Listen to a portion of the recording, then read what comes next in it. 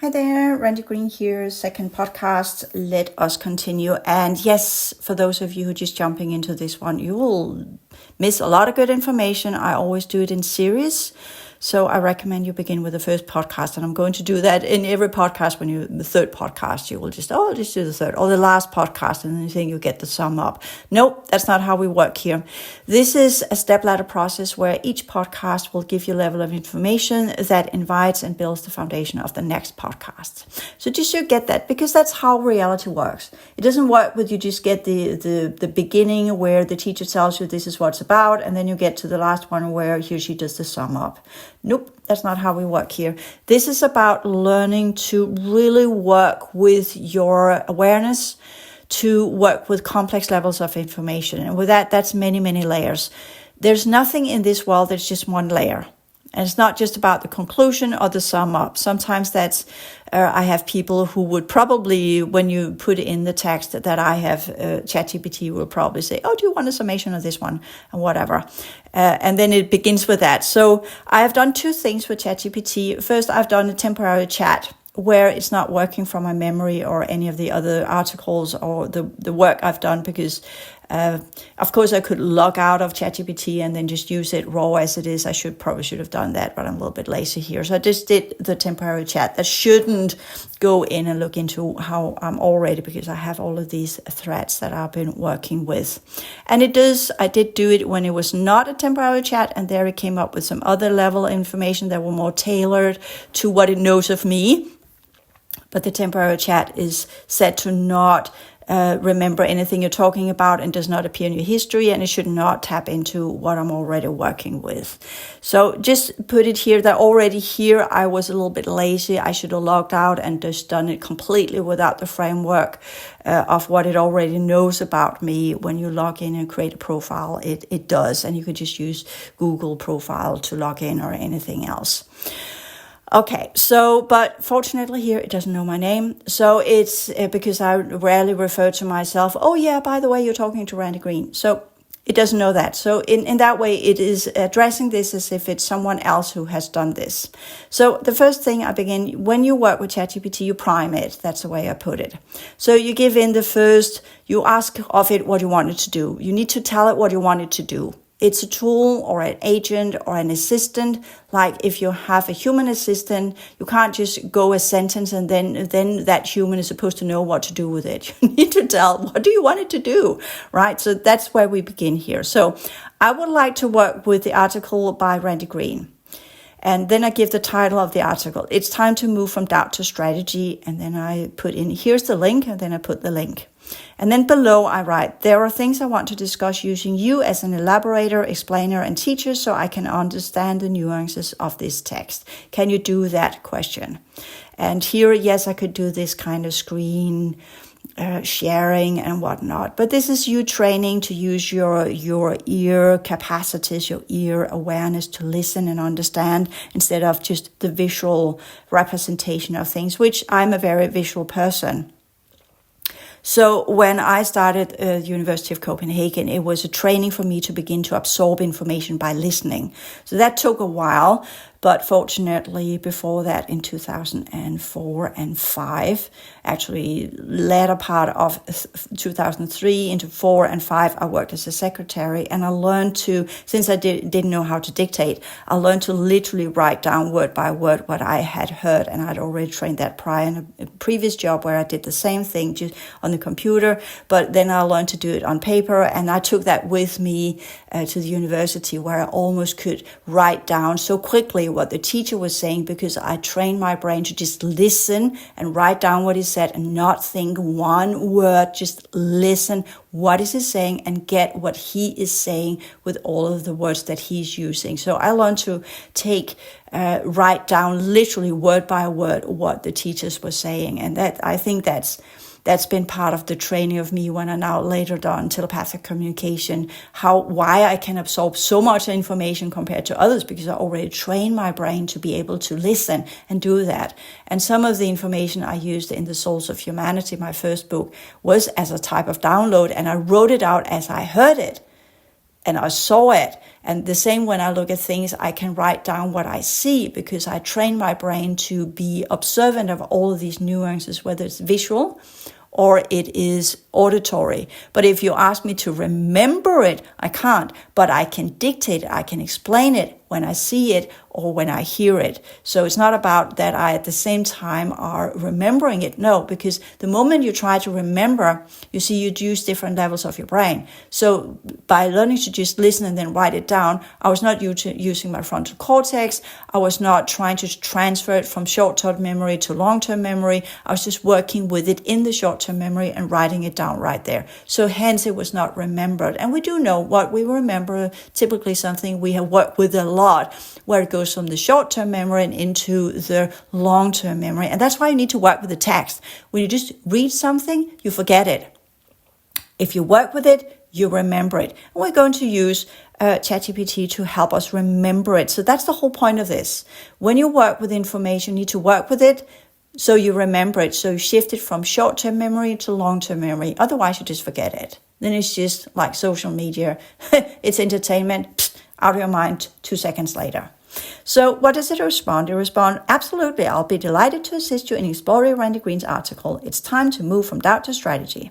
This piece advocates for a paradigm shift in our collective approach to unidentified aerial phenomena. And here you need to be observant that ChatGPT has a little bit of outdated information because now it is called anomalous phenomena. It's not just aerial because they have discovered, it comes out of it's transmedium crafts that comes out of the oceans and out of mountains and up from the ground or whatever. So they are not just coming from the air. Aerial means up in the air, but it's anomalous as in kind of it has a various degrees of different types of media that it works through. So we can't just say it's aerial.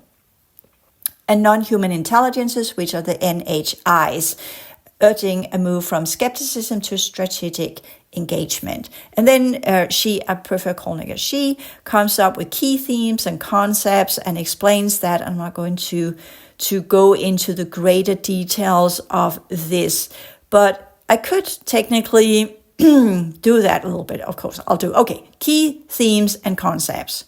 1, from doubt to strategic engagement.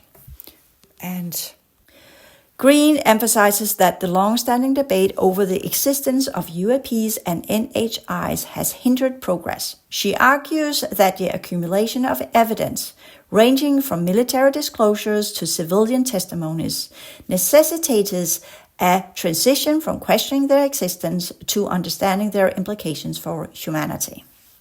2, consequences of the prolonged skepticism. The article critiques the social and institutional reluctance to acknowledge these phenomena, highlighting how this denial has delayed scientific, technological, and civil advancements. This epistemological, easier to write than to say, paralysis has left us ill-prepared to integrate these realities into our civilizations. And here, for those of you from America and Britain or other English-speaking countries, bear with me, this is my second language. I'm Danish, so I normally speak in Danish, not so much anymore. Everything I do is in English.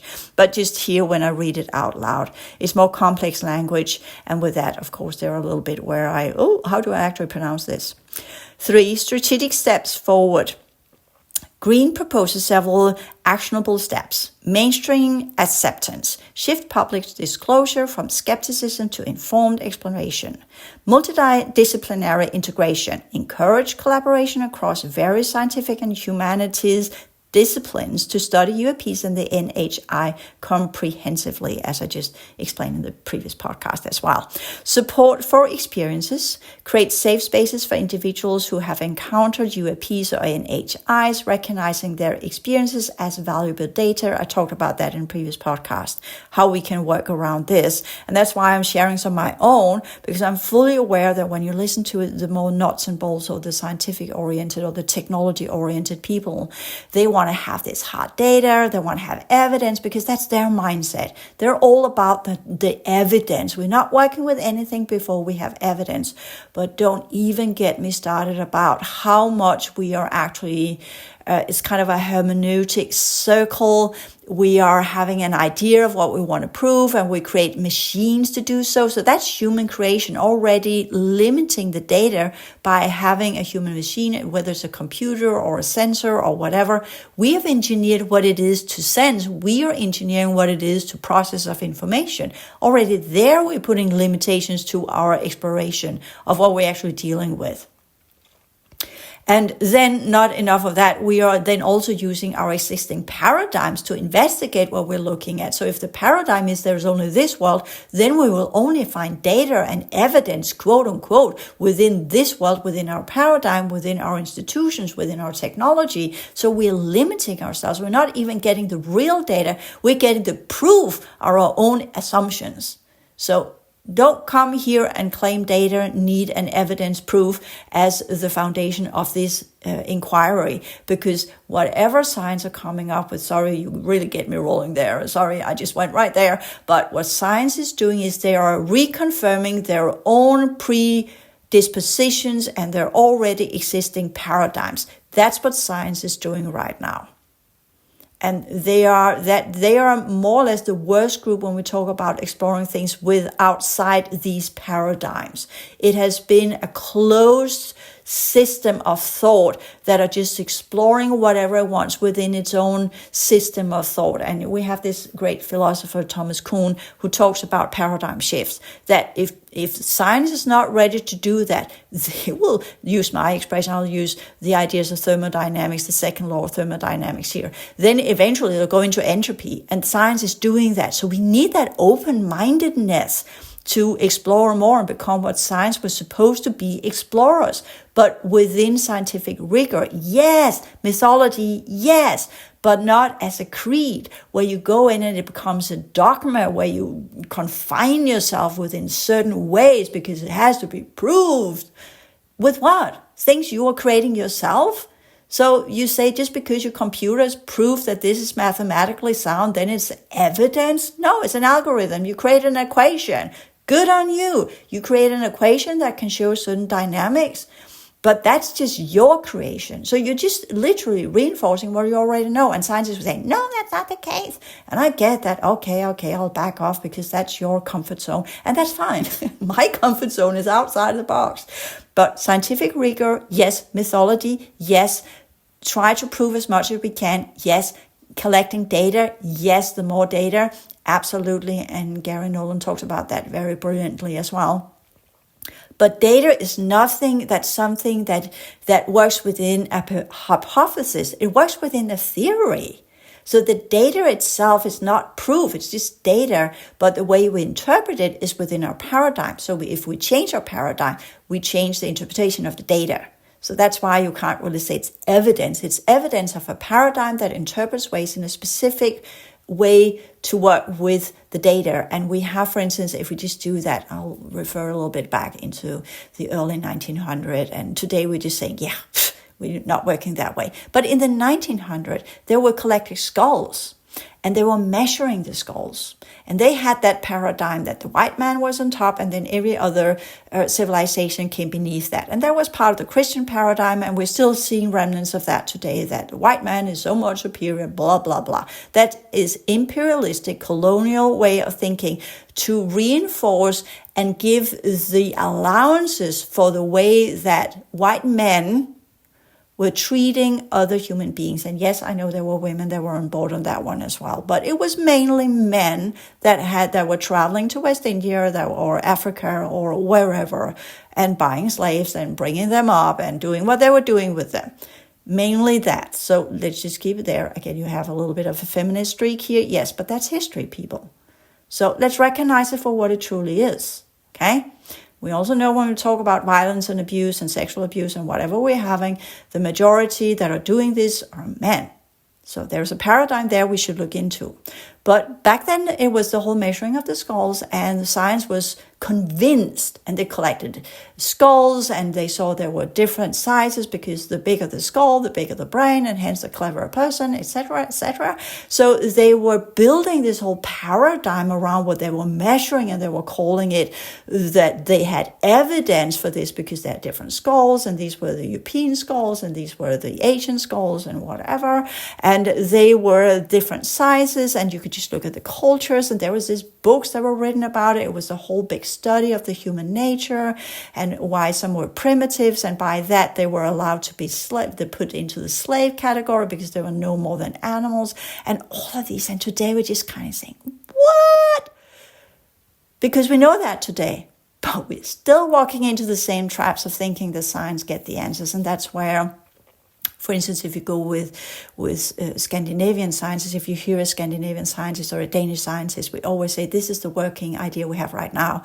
And we will change that, and we will learn that, and we're exploring that, and we are developing that. And this is where we start, and we have that foundational understanding, including in theology, that this is what we work with. How far can we push it according to the sources we have, to the data we have? And then when we have that, how we scientific rigor and open-ended questions, going in and seeing what are we actually seeing here, and then try to avoid this understanding that we're using science to buff up our own or to boost our own already existing paradigms, because that doesn't get us anywhere. That's a closed loop of information.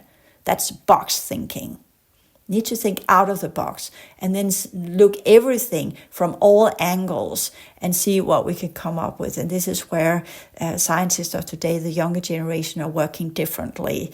I just watched a documentary in Danish television where there was this one young historian, and she was looking into, we have this Harald Bluetooth and Harry Christian the Danes, and we have the Yelling Stone where you have this proposed or supposed version of Jesus, but she found out earlier versions of the same face and the same type of depictions in gold coins, or ornaments, or jewelry or bracelets, or what you have, and the same face that are used on the Yelling Stone is the same face that is used earlier to depict Odin. And for me, that's kind of because, as part of theology, we also have church history. And yes, that's the signature of the Danes, right? They were Christians, but it was Christian in a way so it resembled their already existing God. So of course, you see, and there is this story about Odin in the tree and whatnot, and that's what's depicted. It is literally depicted so vague that it can both be Odin in the tree. If you were a hardcore Viking and you said, I'm still an Odin believer, I go with that one, you could see Odin in the stone. But if you were of the new branch that were going, no, I go with the Christian, you could see Christ.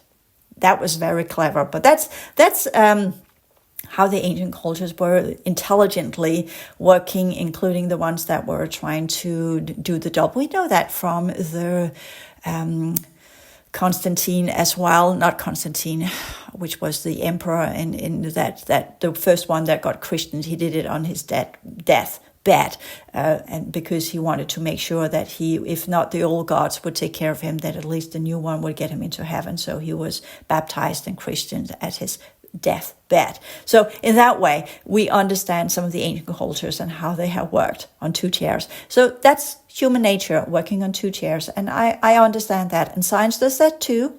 And we understand this is what they know, and they're a little bit reluctant to go into what we don't know, and the new and the unknown, and that's dangerous, and that pushes our ontological existential buttons and forces us to think outside the box, where we have an ego structure, where we feel we are proficient and efficient, and we have this good strength, and I know this, so that makes me someone. And suddenly you are faced with, I don't know anything. And that's where wisdom comes in, because the wise person knows, and the more I know, the lesser I know, as it's always been said. And with that, we begin to have the open, inquire, curious mind of the innocent human, the inner child that begins to explore the world again, but this time within the framework of an adult that actually knows this is not dangerous. I can deal with this. And why do I feel this? Okay, what traumas do I have? And then work with the psychology of why we're refusing change and why we're refusing to accept. When there's so much data, why are we still clinging? Why are some people still clinging? I'm not. Why are some people still clinging on to this worldview? Why is it so dangerous for them to have a different worldview? The sky is not going to fall just because you have an open mind. But there are people who are made that way, the rigid status quo. Everything has to be like this. And as a psychotherapist, I can only say, I get that. That's childhood trauma. You have built this whole skeleton defense wall around yourself so you feel protected, and being challenged with that structure will, if it just begins to crack a little bit in one end, then the whole structure might collapse like the walls of Jericho. And that will then face you to look into your inner fears and your abyss of whatever you have suppressed and you are not interested in looking into. So I get that. That's why some people are so strong in their convictions, because there are more to it than just knowledge. There is this, it's a defense, it's a bolster of security. And if you tamper with that, there's nothing. And these people, that's what they fear the most. So they can become pretty vicious if there is this foundation of trauma, that if that bolster falls and crumbles, then the trauma will surface and they don't know how to handle that. So that's the best way. And then, of course, there's just the ones that are just unpleasant people. They're born that way, very few, but the majority of the ones that have this strong bolster of defense, they are mostly within the category of trauma. At least that's how I explain it, because if I just go with they are just made that way, I could go that too, they're just like that, then it's just okay, well then we'll just have to work around these and then work with the ones that are willing and eager to change and work with open-ended ideas. So ChatGPT suggests 3 strategic steps forward.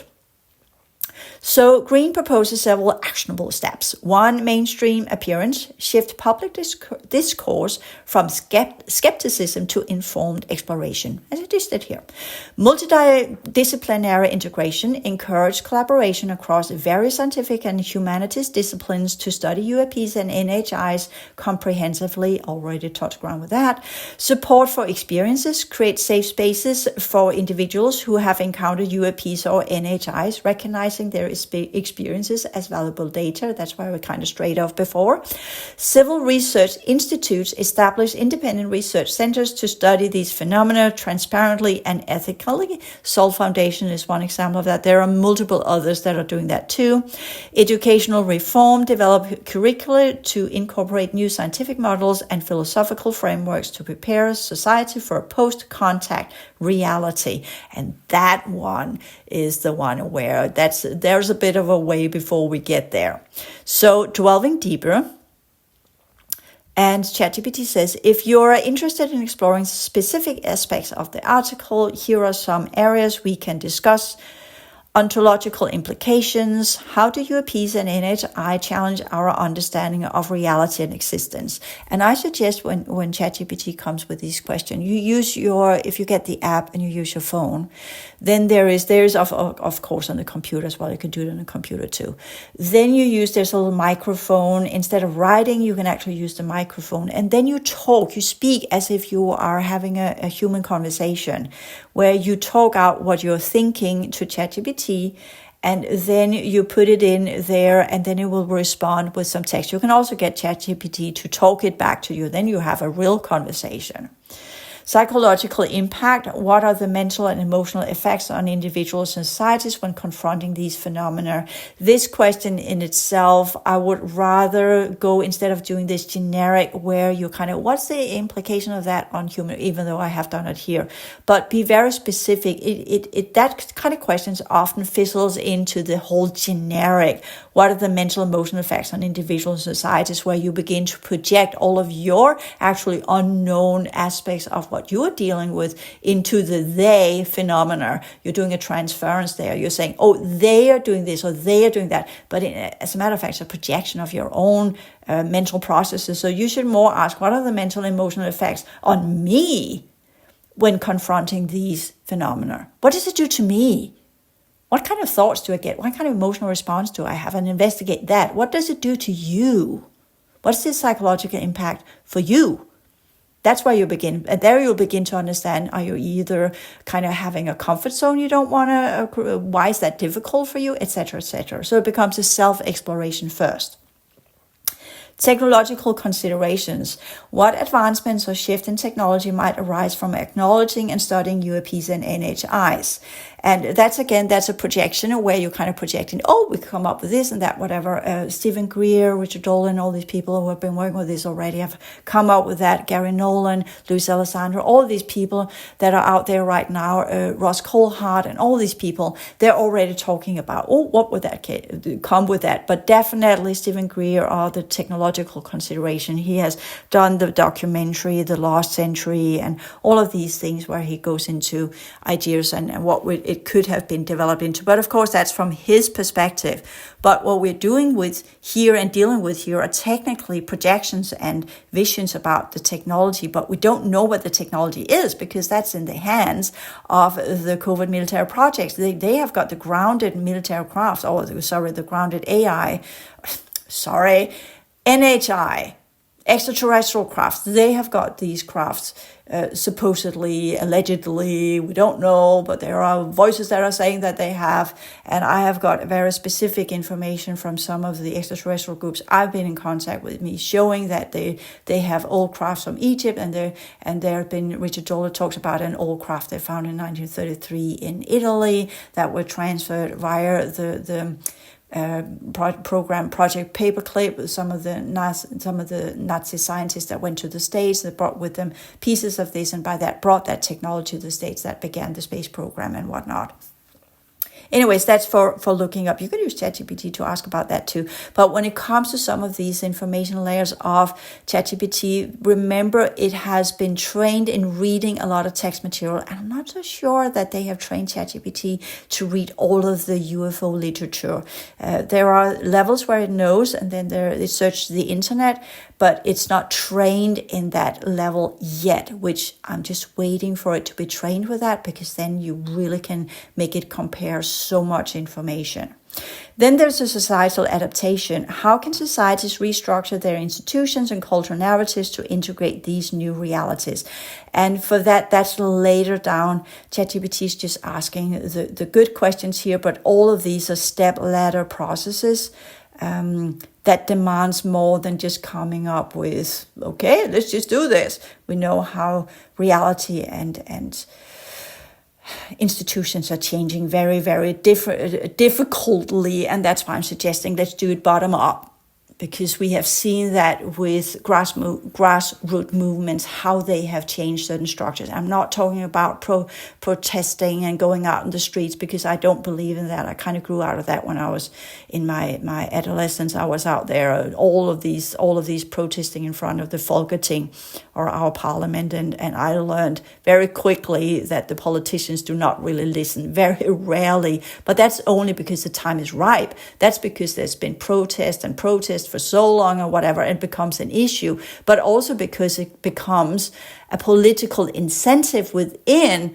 the political arena itself. Then they make a change, not because you're protesting, but because it's kind of, okay, now it has become so prominent, it's part of the zeitgeist that we must change this. Not because they're interested in it, but because they can see the external factors are now pointing in that direction as well, and they need to change. We're just seeing that with the whole environmental policies and changes of sustainable renewable energy, all of that process to get that one going. And then finally, not because they want to, but because we have actual physical climate changes. So oops, we better do something about that. Where just 5-10 years ago, it's all about, oh, it's not within the next 100 years and whatever. And people say, oh, it's not within our lifetimes. We're not doing anything about it. Okay, it's in your face. When it's in our face, we change. It's not because people are protesting. But that's my opinion. You can definitely say it's different. But when someone is protesting about something that's not ready to be changed within the culture, that's just the beginning step. It takes a long line of protesting and work and pamphlets and articles and talking about it and all of the talk level that is part of the discourse of changing a paradigm. Talk. But I'm at this point when we talk about the UAPs, we need to move beyond the talk now. What are the actionable things that we can do as individuals? And that's where I want to push it, because I'm listening to all the people that are talking, and I've been listening to that for 20 years now, and they are saying the same. It's just being rebranded. It's the same things that comes up. It's the same data they rely on. It's the same song, and I'm beginning to have the same song fatigue here. Let's move beyond that. So what I'm saying here is I have read the text and I have the first question I need to understand. This is me putting it into ChatGPT. When she writes, as in Randi Green, for decades, I'm here referring to the text, for decades, if not centuries, humanity has been circling the same questions. Are UAP real? Are non-human intelligence real? Then it applies a lot of background information. Can you nuance this for me, please? And then ChatGPT responds, yes, that single sentence from Randi Green, for decades, if not centuries, humanity has been circling the same question. Are UAPs real? Are non-human intelligence real? It probably should be the questions. Does carry a great deal of historical and conceptual weight. Let's unpack the nuance, what's embedded into it. I actually got two versions of this, where in the first one it says that I deceptively do that, and then I respond, well, why do you say that Rand is doing that deceptively? Because that's not deceptively, because I'm not trying to deceive anything. So I said that because she said deceptively, let's do the other version where she responds to that question, because actually she just goes a little bit more into details. So yes, that line by Randi Green is deceptively simple, but loaded with historical, epistemological, and psychological weight. Let's unpack and nuance it in step by step so you can engage it more deeply, both for your own integration and potentially for application and then she refers to my project. That's the non-temporary thread I'm doing. So she refers to what she knows about me from the memory, of course. And then I respond to that. Okay, Randi Green is deceptively. That's loaded remark from you indicating she's lying. Not good. And then she responds, you're absolutely right to catch that. Thank you for pointing it out. When I said Randi Green's line is deceptively simple, I did not mean she is being dishonest or misleading. You see, this is me being kind of, deceptively. Then she is pointing out that this is allegedly or whatever. So that's actually a trigger that I respond to there. That's an emotional trigger, which is interesting because that's not what she's saying. She's saying that phrase is a common literary expression used to highlight that a sentence or idea appears simple, but the surface is actually carries a lot of depth and complexity underneath. So let me rephrase it with a better clarity and full respect to her integrity. Randi Green's sentence is elegantly compact. It appears straightforward, but is actually densely layered with historical, philosophical, and psychological implications. In no way do I question her truthfulness or the authenticity of her insights.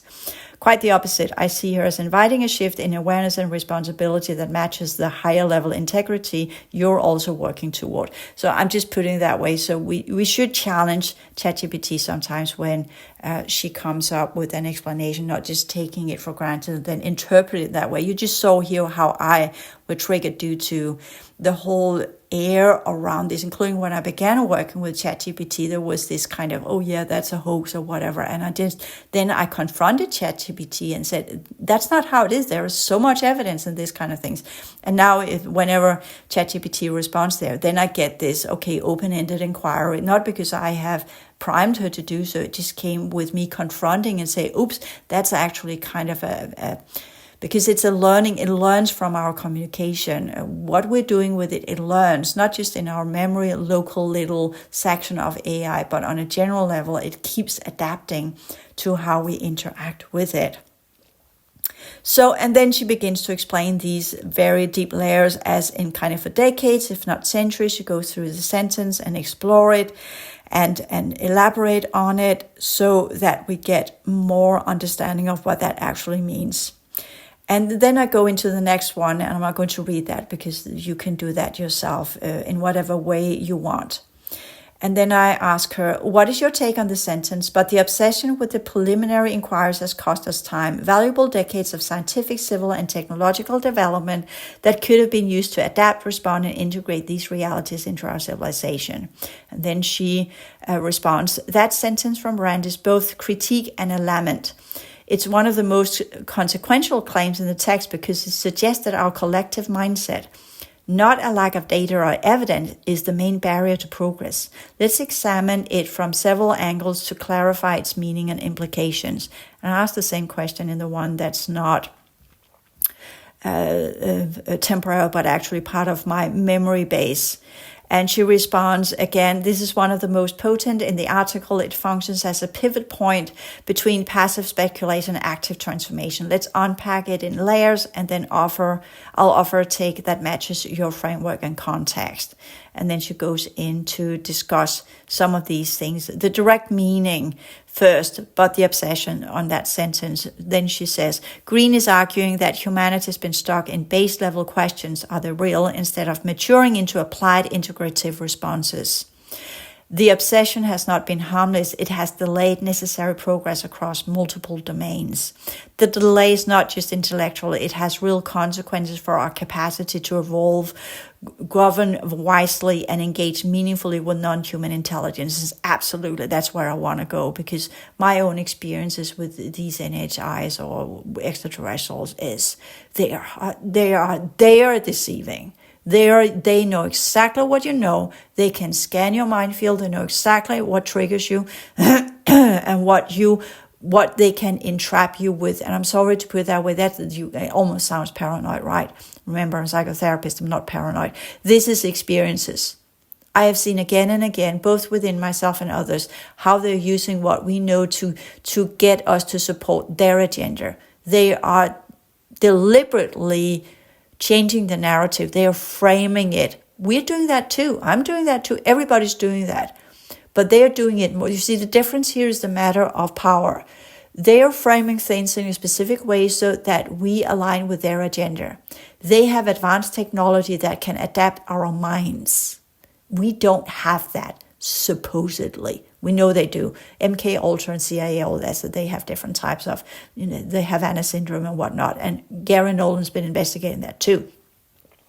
He talks about that in different podcasts and in different interviews. So you can look at the material he has produced and you can see there's confirmation of that. So with that, we also understand, okay, that's also part of the awakening process here, is that, wow, we're dealing with technology that can change how we think, how we feel, our biology.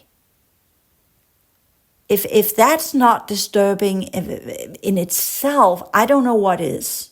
I'm not producing fear here, but I'm saying we need to mature, people. We need to get on top of this one and not straying around like 5-year-old on a military base, because this is what's going on here. We're really not up to snuff with what that actually means. Anyways, it goes into, in the temporary one, it's different.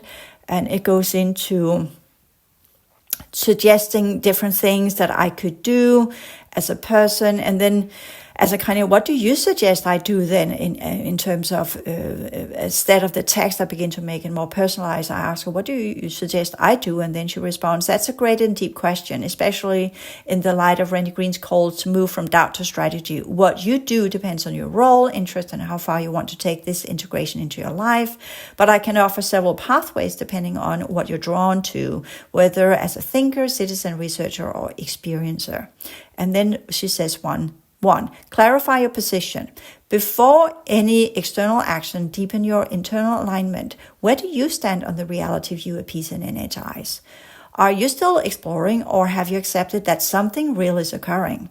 What is your intent, understanding, contribution, preparation, healing, transformation? Randi's message is ultimately about maturation of worldview, not blind belief. And yep, that's my core. I'm here to empower you to ask the right questions so you get the right answers. So 2, educate yourself strategically. If you want to, this is still ChatGPT, if you want to stop circling the question, immerse yourself into multidisciplinary sources. Don't just read UFO books. Explore physics, consciousness studies, anthropology, comparative religion, and systems theory. And I've done all of that groundwork for you as part of the Hope Future project, as well as the whole academy. I'm combining all of these to have created a foundation where I'm doing the cross-disciplinary research. Already done that. But you need to do it yourself as well. I'm just saying I've done that for you, both as part of the whole Academy booklets, as well as some of the articles in the Hope Future project. So, government and academic disclosures, read material from ARROW, All Domain Anomaly Resolution Office. You can, again, I've done that too. And okay, let me talk for me, but I'm not alone on that opinion, is that ARROW is politically put there to shut it down. It's so similar to Project Blue Book that is ridiculous. So in that way, not really, not a good source. And neither is NSA and Pentagon UAP reports. They're all about shutting it down. Oh yeah, there are a few things that we can't explain within the normal sciences. And these we don't know what really is. Yeah, I could get the same idea myself. I've looked into some things. Yes, it's just a star. Yes, people are not very aware. They're not used to look up in the sky. So if there is a star that shines more than normal, then it must be a UAP. No, but that's not the whole story. So in that way, what's out there from top down, even we have had congressional hearings that there are individuals within the governmental structure that are trying to make changes. It's such heavy machinery, and they're not really interested because, as I just talked about, that will change so much and they're not ready for that yet. So first-hand accounts, read what credible experiences and contactees say, not just what skeptics say about them. And this is where I gave you a little bit of tool of learn to discern the information you get from experiences and contactees. Some of them are really legit, actual, this is what it is. As I said, the documentary Australian Skies is a brilliant one that shows some of this, and he goes out with some of these experiences and he sees it. We have some from Stephen Greer as well. And then we have the more, where we have the psychological transfer model, where we have people who have some other type of trauma, but they can't deal with that, so they transfer it into the whole UFO narratives.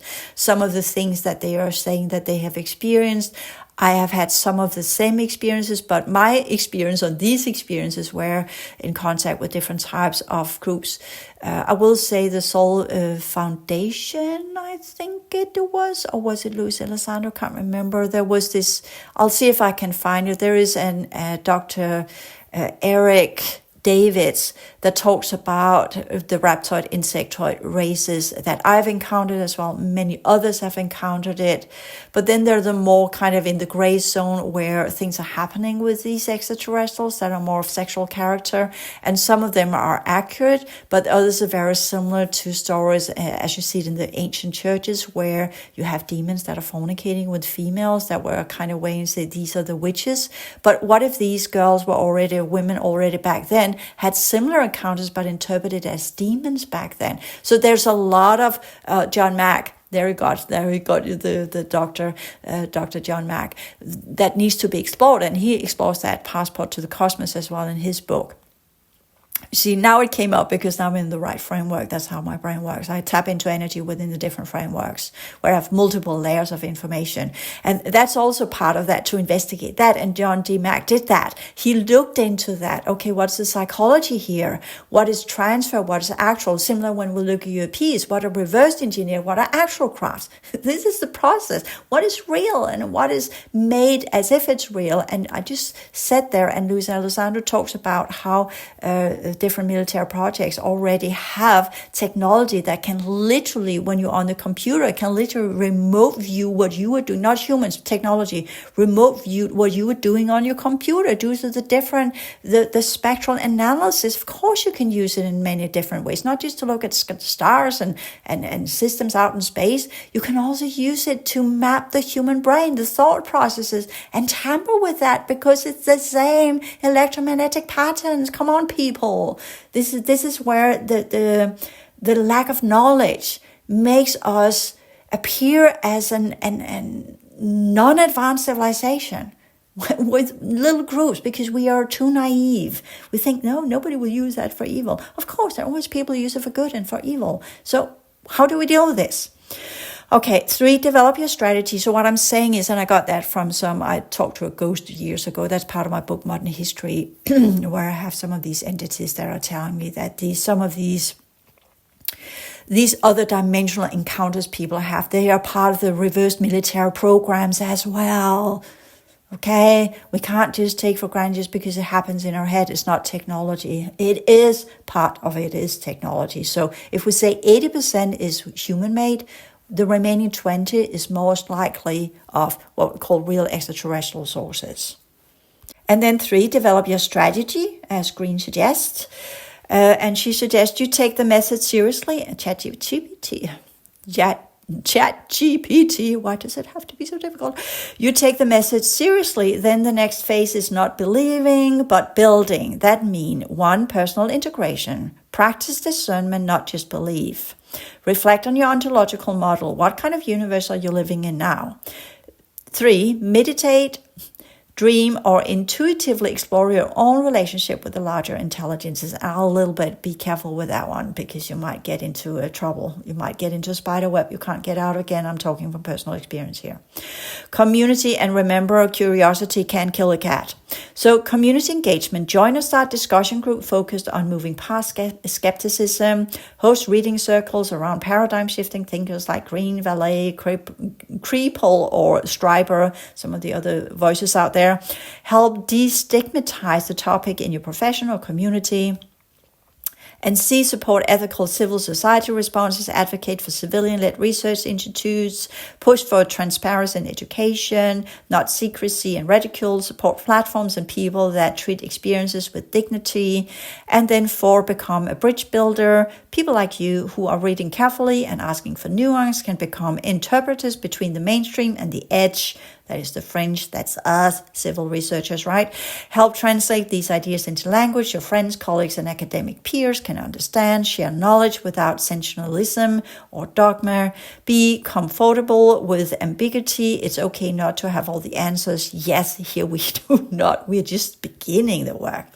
Consider the inner work. Many thinkers in this space, including Randi Green, hint that consciousness itself is part of the interface with the NHIs, as I've explained in the previous podcast. You might work on emotional integration of big truths. It isn't just intellectual. No, it's not. It is really something that comes profoundly, as I talked about the experience I had in Australia. Explore altered states safely and responsibly to understand non-ordinary reality. For that, some of the material in the whole academy can help you with that. Engage with spiritual or energetic practices that attune you to larger patterns of intelligence and communication. Whole academy free course material can definitely help you with that. And then she suggests, my suggestion in summary, don't just believe differently, live differently. It goes with the Gandhi. If you want change in the world, be the change. Move from being a spectator to becoming a strategist in this unfolding reality. You don't need to rush or act out of fear, but if you feel called, this is the time to engage intelligently, ethically, and creatively with the bigger questions of our time. And then she asked, would you like me to help you create a personal plan or a study plan or a strategy map based on your interests and goals? And then I say, I don't want to become a preacher. I think people have to figure this out for themselves. And then she responds, that's a grounded and wise stance. Wanting to engage deeply with these ideas without becoming a preacher reflects a mature understanding of how paradigm shifts actually work, not through persuasion, but through example, clarity, and integrity. So if your goal is to explore, learn, and integrate without trying to convert anyone, then here's how you can move forward in alignment with that. And then she gives, live with inquiry, not the answer.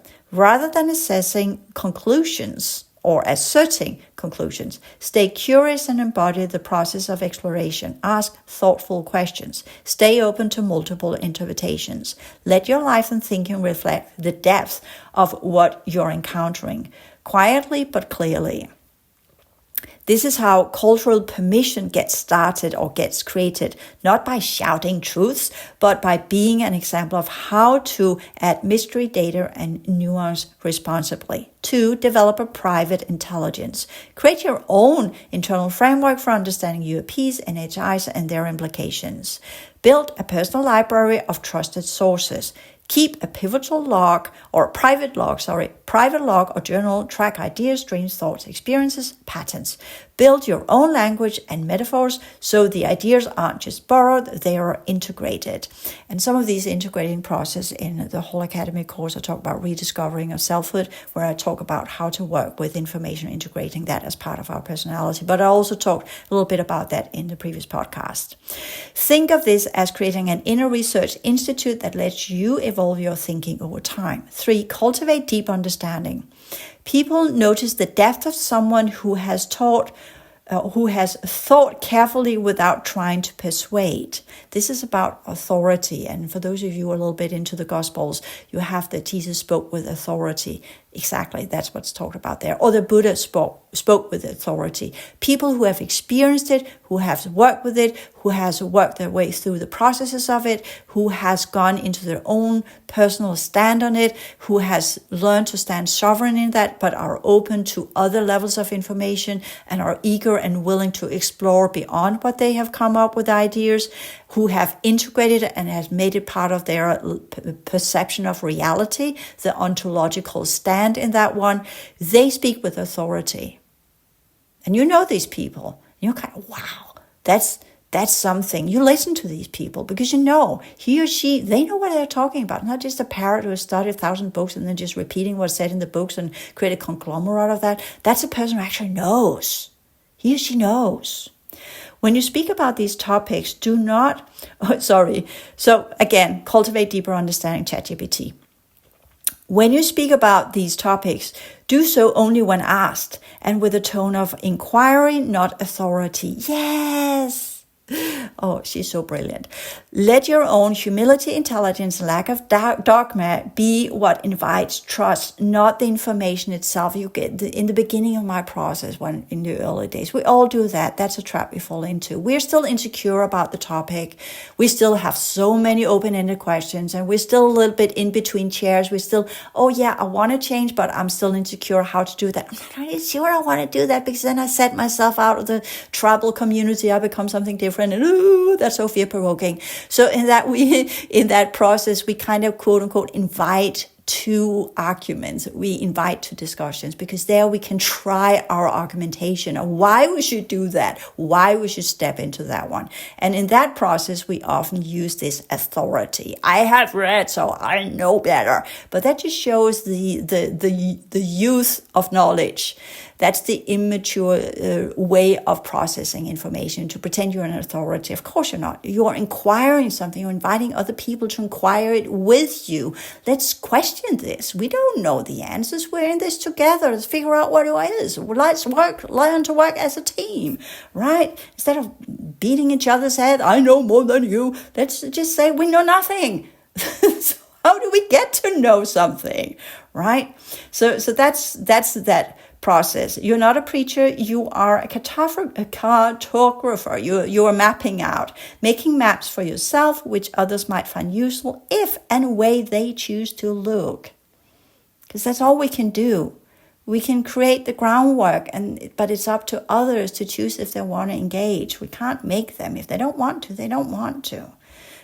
Perhaps they will later on when it becomes the new normal. But here, when it's in the fringes, let the ones that are curious enough do the groundwork. That's how it works. That's part of, even Thomas Kuhn talks about that in Paradigm Shifts, how paradigm shifts actually happens. It always begins with some forerunners and pioneers. So forward, trusting timing, you're right. People have to figure this out for themselves.